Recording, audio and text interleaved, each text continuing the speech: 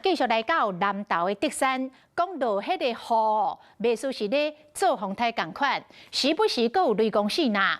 这个路面是瞬间变做一条溪，阁有金纸桶雨水冲去。南投德山镇昨暝9点开始伫咧落大雨，三不五时阁有雷公死呐。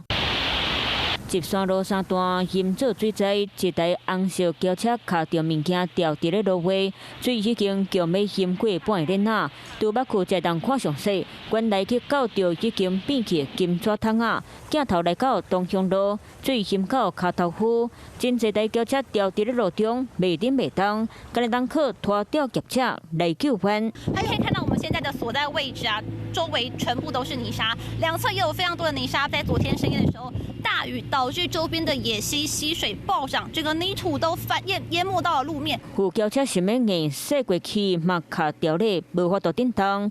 131线水里往回西堤路段受到土石流的影响，路位拢是大细粒的石头，甲车路拢规个塌掉咧。昨天下午还好，昨天晚上一直下到早上就50元。 相关单位已经使卡土机和山鸟，即马当全力要拍通道路。Hello， 我是蒋欣梅。想要抢先掌握最及时的新闻资讯吗？赶快订阅、按赞、开启小铃铛，锁定华视新闻 YouTube 频道。